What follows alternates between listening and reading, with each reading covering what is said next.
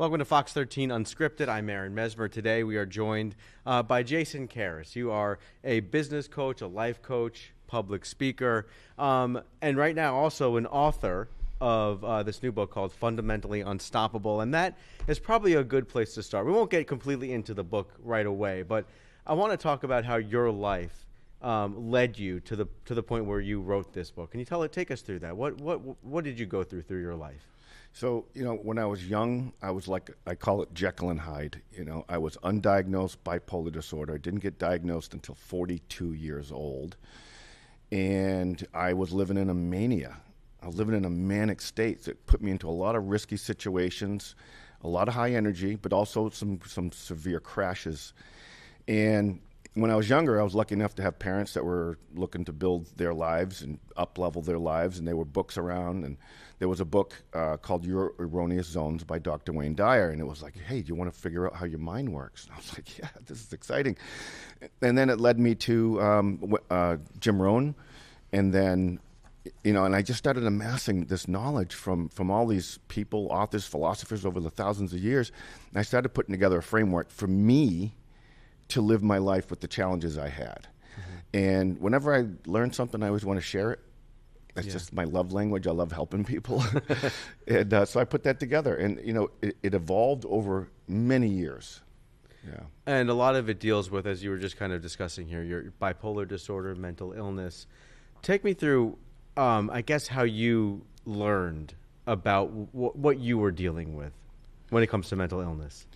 Well, it's really an awkward feeling when you're in a depressed mode and you have nothing to be depressed about. Mm-hmm. And you don't want to be depressed, but your body and your mind do. And it would last for days. And then otherwise I would just be manic. Okay. A little too energetic, a little too much energy, a little too much risk-taking. Sure. And then what would inevitably happen, and it always does with lots of people like me, is you self-medicate. Mm-hmm. You have so much energy that you need something to quell that force. Maybe it's alcohol, maybe it's marijuana. It's just something to bring you down, and I was doing that. And that's how you ended up with addiction issues also. Yeah. Yep. And it's not uncommon for people with bipolar disorder to do that, but nonetheless, it isn't healthy. In fact, it's antithetical. If you're on the medicine and you're medicated for bipolar disorder, you negate that medicine when you drink or smoke pot or do other, drugs. Why was it so important for you to share that story with the world? It's crazy. I hate to say the word crazy, right? But it is crazy that people are embarrassed about their mental health. Mm-hmm. You're not embarrassed about cancer or any other treatment. In fact, people rally behind you when you have these diagnoses. But when you have mental health, no one wants to talk about it. They're embarrassed by it. And that is why I talk about it. Because every time I do, by the way, in any setting, someone always says, inevitably, I have it too, my mother, I grew up with it, my sister, and no one wants to talk about it. Yeah. And when you don't talk about it, that means you don't do anything about it. And when you don't do anything about it, it's a recipe for disaster. Yeah, I think everybody seems to, whether it's within themselves, they have some kind of mental health battle at some point in their lives. A lot of people. 1 in 4 will. Exactly. And to be able to talk about it is so important, right? I agree. It's cathartic, just talking about it. And then you should take a step further, right, and get some assistance. Maybe it's counseling, maybe it's medicines. For me, it was a combination of the two, but really more the medicine, more the chemical imbalance. Sure. Yeah. I don't want to put words in your mouth, but knowing kind of what we talked about beforehand, your backstory, you hit rock bottom, it seems, at some point. Can you tell me about that and what happened? So, when I was a kid, I hit a rock bottom and I tried to take my life. When I was a little bit older, I was convinced I was doing it. I was walking dead man for a couple of weeks. There were 3 basic attempts that I had done and almost a 4th. The 4th one was the one that I was most serious about, and that wasn't that long ago. I thought I was going to lose everything all over again. I've lost everything 3 times. Wow. So I've had 12 companies, 3 were successful, and I lost everything 3 times, and it was almost the 4th. Wow. And I was staring down that concept, oh my God, my neighbors are going to have to watch me move out, and I'm going to be ashamed. I remember, this is just a personal story. I had someone a friend who took his own life, and then years later, someone who came to me and said that they were going to also. And I personally used that experience that I dealt with when the first time around to help them through it. And one of the things I said was, if you hit rock bottom now, if you feel like this is as bad as it can only get better. That's right. And is that how you felt in the way that you were able to turn yourself around and pull yourself back up? Yes, and thank God I didn't. Mm-hmm. I wouldn't be here. There's a saying, though the worst goes before you, your candle should never flicker, because maybe you trust in God, maybe you just trust in the universe, but it all does work out. It doesn't seem like it will, but look at I just had a friend commit suicide about a month and a half ago, actually. Sorry to hear that. And everyone was like, I wish he would have said something. And what people don't realize is when you're suicidal, you don't want to talk to anybody. You're that low. You don't want to be talked out of it. You don't want to share it. Maybe you don't even have the energy to utter the words to someone else other than yourself. Yeah.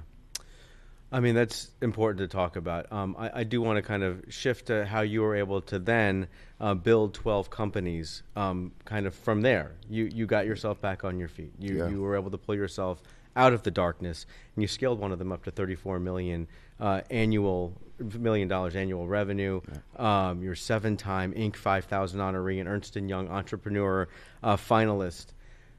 You have to be so proud of yourself to hear all of those accomplishments. I am, but even with all that accomplishment, I was also ready to exit the world. So yes, I'm proud of it. Yes, and the body of work that got me to where I am is what I put into the book, and it's just a framework that I had to follow myself. So, for instance, I do something in the morning as a ritual. I call it purposeful intentionality. I want to get my mind right for a day that could be not so great. Right? Yeah, right. One of the things you say is you turned your life into a blueprint for transformation, and I would imagine that is exactly what this book discusses. How were you able to do that? Yeah, so I took fundamentals. It's aptly named Fundamentally Unstoppable, because these are fundamentals. It's not some new hack on how to live an amazing life and how to live the most extraordinary way you can, but there are fundamentals that you can do, and when you're doing these fundamentals, and you're doing all of them, man, you are unstoppable. And these fundamentals have been around for thousands of years. For instance, chapter 1, attitude. Chapter 2, effort. If you don't have the right attitude and you don't want to put in the effort, the rest of them are non-starters here. Like, there's nothing to discuss. So, but what about attitude? Attitude is, you have to guard the gates of your mind. Your attitude can be pulled and shifted in all kinds of directions with the way the world goes. So why not start your day with purposeful intentionality of who you want to be, how you want to act, how you want to deal with whatever life throws your way, and harden yourself that way so that your day is going to be your day. It's not going to be a day of circumstance where things happen to you. You make things happen. Yeah, you need to take control of your day and take control of your life. Yes. How do you think your message resonates with people, and how is it going to resonate through this book? I find people that have read this tell me that they're finding a lot more hope. And by the way, in every chapter, at the end of every chapter, there's a section called Mind Matters, and it's about if you have bipolar or you have a mental illness, this is how this could be a little bit different for you, or how you might need to adapt it for you. But it's not just for people with mental illness, it's for anybody. Like I said, they're fundamentals.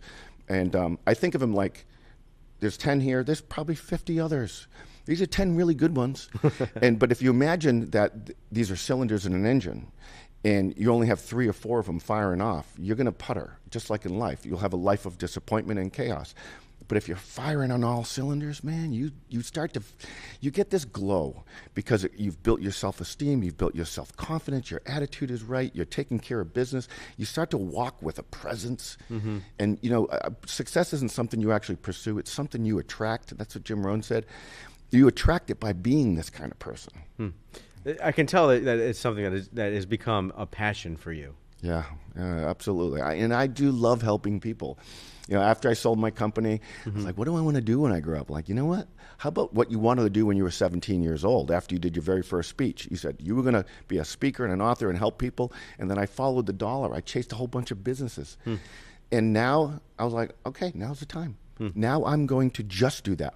All I do now is help people. Yeah. So I have a pretty satisfactory day. I would say day, so. You know? Yeah. All right. Well, I appreciate it. We're going to take a quick break here. We're going to, after the break, talk a little bit more about Fundamentally Unstoppable. Again, talking with Jason Caras, and I appreciate you being here. Stick around.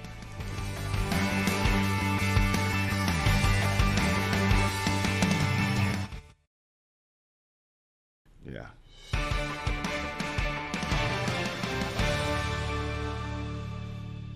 Welcome back to Fox 13 Unscripted. Again, I'm Aaron Mesmer. Jason Caras joins us. And Jason, we've been talking a lot with you about your life, how it's led you to where you are right now. One of the things you mentioned previously was you spent many years chasing the dollar, but not anymore. And now you have put your passion into this book. Tell me how you made that transition, first of all. So to get to the book, all of the book's components were part of my company's culture at IT Authorities that I had run for about 20 years. Mm-hmm. And if you were a new soul that entered our company, you went through this program.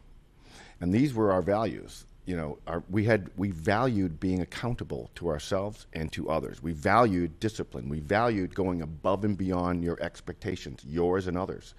So this is what created this framework. Mm-hmm. And I got so much satisfaction helping people turn their lives around, you know, and they were a captive audience. They were right? So, right, exactly. And then I wanted to take it to the world. And I never thought I would write a book, but I did love the process of pouring my heart and soul out there. And I did have some help to get some statistics and so forth from from a ghostwriter that would help me with the stats and the different quotes of other people and so forth. But yeah, it was an amazing experience, and I know this works because it's worked for me, and it's worked for so many people, hundreds of people in my sphere. And the subheader on this book here: "Dominate life with the system that makes you unstoppable." You've kind of touched on this already. What is that system? See, it's a system. Okay. And the point is, have a system. Sure. Right? If you don't have a system, things happen to you. Your life is a victim of circumstance, and I don't believe in that. So imagine a city without streetlights, or a football team without plays, or formations. It would never work. It wouldn't work. It'd be chaos. But that's most people's lives. Right. And, you know, and the purpose of this system is to purposefully go out and live your life in a certain way and elevate your standards, win those conversations in your head. Never quit. You know, have perseverance. Don't give up. So these are just the framework that created this. And you know, and when you put, like I said, when you put these into order and you start to do them all, you really get this unbelievable feeling of power, self-power. And you said that there are 10 essential principles that people can live by, a roadmap that people can follow, right? And that's all part of this book. That's all part of the book. And like it starts with attitude, and then it goes into effort and discipline and goals and so forth. But I'll just share one thing. I have a thing called Thrive. It's in the book. It's an acronym. Mm-hmm. So T is for being thankful. Imagine if you just spent the first 5 minutes of your day with the following. 1, you wake up and you say, I'm going to do my Thrive. T, I'm going to be thankful. What I'm going to visualize what I'm thankful for, and I'm going to feel those emotions. If you just did that alone, you'll have a better day. You'll be better tempered. Mm-hmm. Secondly, H is to hype yourself up. Give yourself a fighting chance. Hey, today's going to be the day. I'm going to have a breakthrough. I'm going to get that idea. I'm going to get that sale, whatever it might be. Get excited. Yeah. Right? R is to reach for information. Go out and learn something today. Don't listen to music. Listen to a podcast. Read a book. Any book. I is to inspire service to others. If your life is just about you, it's a boring existence. It really is. Help others. V is for a vibe. Like, what's your vibe? Are you so serious? Come on. No one wants to be around a pill, right? Right. Lighten up, Francis. Right. And then E is to evoke that which you want so much in your life. And the last thing you do, the last step is to sit there and visualize. What do you want? And imagine you having it right now and feel those feelings. Now you start your day. That ritual sets you up for success. Either, right? Doesn't 5 take minutes. 5 minutes. You've probably heard of Dr. Huberman. He talks about doing it for an hour. Mm-hmm. I'm not Gandhi. I don't have an hour in the morning. Most people don't. Right. But I've done this on a walk. If I forgot to do it in the morning, I've done it on a drive, just in your head. Yeah. You know, I think one of the things that I'm hearing as you went through that list, Thrive, the list of steps, it's about positivity. Yes. I mean, that is at the center of every single letter in that acronym, is being positive about yourself, about your life, and the people around you. Yes, absolutely. Yeah. One of the things that that you have in this book also is you've come up with a holistic approach also to coaching. How do you integrate mental, emotional, physical well-being to empower people, to empower businesses? So I love that, because I coach executives, CEOs from a consultant advisory, but also as a life coach too. I help them get out of their own way, especially when it comes to scaling a company. There's a lot of things you need to do you have to get out of your own way and empower others. You cannot scale a company on your own. You cannot manage culture on your own. You might set the tone for culture, but it's everybody else that has to support that culture. Yeah, and I think that's a good point. It's people relying on other people, and maybe in the business sense, the CEOs, the management at a company relying on the people that they are employing to help them help each other grow the company. Is that accurate? Yeah, and that's why I love getting into the weeds with the people. Yes, I love to coach the executives, but I love to have sessions with all of the employees of the company, because what happens is they become more productive, they become happier, they're better stewards, they're better citizens of the world, really. And then I teach them philosophies that they can lock arms with and together create their culture, their culture and their reinforcement program. One of the things that you mentioned, or people you mentioned in the first segment here, was Jim Rohn, right? Jim Rohn, yes. And we didn't really talk about who he is. Who is he? How did he impact your life? He was he passed away probably 10, 15 years ago. He was an amazing speaker, an orator of unprecedented precision. Like every word that came out of his mouth was practiced and beautiful. And here's a book, a series called Cultivating an Unshakable Character. I highly recommend it for people. It's such an incredible framework for your life. And I met him. I drove into Boston at 17 years old to see him speak, and I was amazed. I took all these notes, and I waited in this long line to meet him, and I shook his hand, and I looked right in his eyes. I said, "Sir, I'm going to do this one day. You've motivated me." And he goes, "I'm sure you will, son." No, I mean, and here you are. I mean, and you here looked I up to am. that. Yes. And it was because of him. That trajectory change, he gave me tools to get me to where I am today that I still use every day, and that are in this book too. Is one of those tools, or maybe this is something you came up with on your own, because I've heard you say this, that don't feel like a victim. You said it a little bit earlier also. Right. A lot of people think things happen to them. I don't believe in that philosophy. And really, that's not a winning philosophy. That's not going to serve you well. But despite the circumstance, I'll quote Jocko Willink, the Navy SEAL. He has one word. I love it. Ready? Good. Oh, I just lost a deal. Good. This just happened badly. Good. Why is that good? Because it's not going to happen 2 in a row. Right. It's over. Let's move on. Right. And what I'm hearing is also that these are lessons you learned throughout your life as you've overcome your own adversity. Yeah, and not just from authors, but my parents, friends, mentors. And the other thing, that's the thing. What got me here today is me being a student of life and being coachable. Like once a week I go out and I meet somebody new or somebody that I know, and I ask them to hear their story. That's an incredible thing. Everyone should do that. Everyone should go and say, don't say. It's one of my favorite things about being a reporter in the news industry is hearing other people's stories, sharing other people's stories. Yeah, and you get so many tidbits, nice little things that you can use in your life. Yeah. And it's funny. I even encourage people to go and call your competitor. Go have coffee with your competitor and say, there's enough business to go around, right? For sure. Let's talk about what works, what doesn't. What are you doing? We can all learn from each other. Yes. And if you don't want to learn, you kind of stopped growing, maybe even living. Sure, exactly. I want to read a couple of reviews. I just looked this up before we came out here. Reviews about the book. One person wrote, this book was brilliantly written to give people the details they need to structure their lives for success. Another person wrote, every word in this book resonated with all my values and ethics. What does it mean to hear people being impacted in such a way? Oh, man, it just gave me goosebumps. I love that the most. I mean, that's why I wrote it. And, there were a lot of things online and people like seminars, and they get you all excited and you're like, I'm all excited, and then it wanes over time. I didn't want to do that. I wanted to create something that you built over time and that developed momentum. So like part of this right here is looking into your own soul. Like one of the techniques I show is called the gaze of reckoning.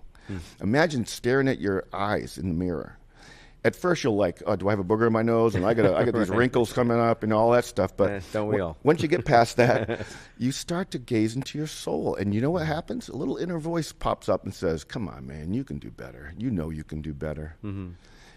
Yeah, well, I appreciate that. Such great advice and everything we've been talking about so far. But we are going to take a quick break here. We're going to come back one more time, talk with Jason Caras, because you also have an app that kind of goes hand in hand with this book. And we're going to talk about that after the break.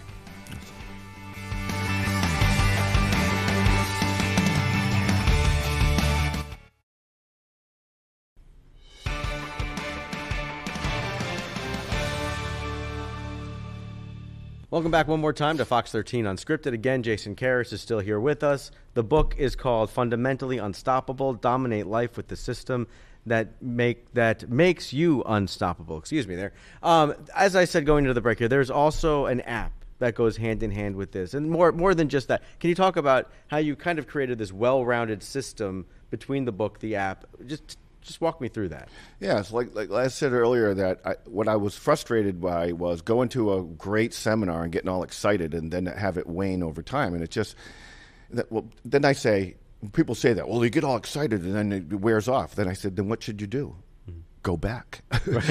Keep it going, right? Sure. If it worked, right? Mm-hmm. But what I wanted to do is turn that on its head and actually create something that lasts over time. So the app was designed to develop a 12-week sprint to fundamentally change your life.